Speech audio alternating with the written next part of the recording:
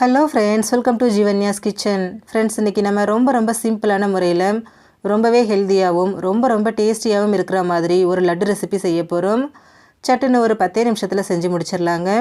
இது எப்படி செய்கிறதுங்கிறத பார்க்குறதுக்கு முன்னாடி நம்ம சேனல் ஜீவன்யாஸ் கிச்சனை மறக்காமல் சப்ஸ்கிரைப் பண்ணி பக்கத்தில் இருக்க பெல் சிம்பிளையும் கிளிக் பண்ணிக்கோங்க. இது செய்கிறதுக்கு ஸ்டவ்வில் ஒரு பேன் வச்சுட்டு அதில் 1/4 கப் அளவுக்கு வேர்க்கடலை சேர்த்துக்கோங்க.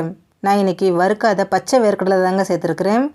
ஒருவேளை நீங்கள் வறுத்த வேர்க்கடலை எடுக்கிறதா இருந்தால் பேனில் சேர்த்துட்டு லைட்டாக சூடு பண்ணி எடுத்துக்கோங்க. இப்போ இது நல்லா வறுபட்டு கிறிஸ்பி ஆகணும், அது வரைக்கும் வறுத்துக்கோங்க. பாருங்கள், வேர்க்கடலை நல்லா வறுபட்டு அந்த தோல் எல்லாம் உரிய ஆரம்பிச்சிருச்சு. இப்போ இதை அப்படியே ஒரு பிளேட்டுக்கு மாற்றி வச்சுடுங்க. இது நல்லா ஆறி வரட்டும். இப்போது அதே கடாயில் 1 கப் அளவுக்கு வெள்ளை எள் சேர்த்துக்கோங்க. சேர்த்துட்டு எள் நல்லா படப்படன்னு வெடித்து வரும் இல்லைங்களா, அது வரைக்கும் வறுத்துக்கோங்க. எள் கருகிடுச்சுன்னா ஒரு மாதிரி கசப்புத்தன்மை வந்துடும், அதனால் கருக விட்டுறாதீங்க. மீடியம் ஃப்ளேம்லேயே வச்சுட்டு பொரியிற அளவுக்கு வறுத்து எடுத்துருங்க. அவ்வளோதான். பாருங்கள், எள் நல்லா வறுபட்டு வந்திருக்கு. நல்லா படப்படன்னு வெடிக்க ஆரம்பிச்சிருச்சிங்க.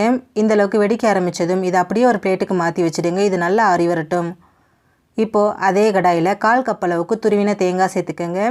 சேர்த்துட்டு அந்த தேங்காயில் இருக்கக்கூடிய ஈரத்தன்மை முழுமையாக போகிற அளவுக்கு இதை நல்லா வறுத்து எடுத்துக்கோங்க. தேங்காய் செவக்கணுங்கிற அவசியம் இல்லை, ஈரத்தன்மை போனால் போதும். பாருங்கள், தேங்காய் நல்லா வறுபட்டு ஈரத்தன்மை போயிடுச்சு. எந்த அளவுக்கு உதிரியாக வந்திருக்குன்னு பாருங்கள். இப்போ இதை ஸ்டவ்லேருந்து எடுத்துருங்க. இப்போ நம்ம வறுத்து வச்ச எள்ளும் நல்லா ஆறி வந்திருக்கு. இதிலேருந்து ஒரு 2 டேபிள் ஸ்பூன் மட்டும் தனியாக எடுத்து வச்சுருங்க.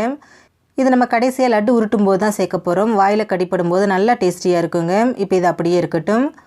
இப்போ ஆறின எள் முழுமையாக அப்படியே ஒரு மிக்சர் ஜாரில் சேர்த்துக்கோங்க. கூடவே வாசனைக்காக 1/4 டீஸ்பூன் ஏலக்காய் பவுடர் சேர்த்துக்கோங்க. சேர்த்துட்டு இதை பல்ஸ் மோடில் அரைச்சி எடுத்துக்கோங்க. ரொம்ப நேரம் அரைச்சிட்டிங்கன்னா எண்ணெய் விட்டுரும், அதனால் பல்ஸ் மோடில் அரைச்சிக்கோங்க. பாருங்கள், இந்த அளவுக்கு அரைச்சா சரியாக இருக்கும். இப்போ இது கூட 1/2 கப் அளவுக்கு வெல்லம் சேர்த்துக்கோங்க. சேர்த்துட்டு இது திரும்பவும் நல்லா அரைச்சி எடுத்துருங்க. பாருங்கள், இப்போவே நமக்கு உருட்டுற அளவுக்கு வந்திருக்கு இல்லைங்களா. இப்போ இதை அப்படியே ஒரு பவுலுக்கு மாற்றி வச்சுடுவோம், இருக்கட்டும். அடுத்ததாக பாருங்கள், நம்ம வறுத்து வச்ச வேர்க்கடலை நல்லா ஆறி வந்திருக்கு. இப்போ இதில் இருக்கக்கூடிய தோல் எல்லாத்தையும் எடுத்துருங்க. தோல் எடுத்ததுக்கு அப்புறமா இதை அப்படியே ஒரு மிக்சர் ஜாரில் சேர்த்துக்கோங்க. கூடவே வறுத்து வச்ச தேங்காயையும் சேர்த்துருங்க. சேர்த்துட்டு பல்ஸ் மோடில் 1 பாதியமாக உடச்சி எடுத்துக்கோங்க. ரொம்ப நேரத்துக்கு அரைச்சிங்கன்னா எண்ணெய் விட்டுரும். பாருங்கள், இந்த மாதிரி வேர்க்கடலை இருக்கிறது நல்லா தெரியணும். இப்போ இதை அப்படியே எள்ளு பவுடரோடு சேர்த்துக்கோங்க. கூடவே நம்ம எடுத்து வச்ச எள்ளையும் சேர்த்துக்கோங்க. சேர்த்துட்டு இது எல்லாத்தையும் நல்லா ஒன்று சேர்த்து கலந்து விட்டுருங்க. இதில் நம்ம எண்ணெய் நெய்யின்னு எதுவுமே சேர்க்க போகிறது இல்லைங்க.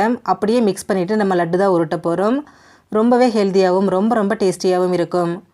பாருங்கள், எல்லாத்தையும் நல்லா மிக்ஸ் பண்ணியாச்சு. இப்போ உருண்டை உங்களுக்கு என்ன சைஸ் தேவையோ அதுக்கேற்ற மாதிரி கையில் எடுத்துருங்க.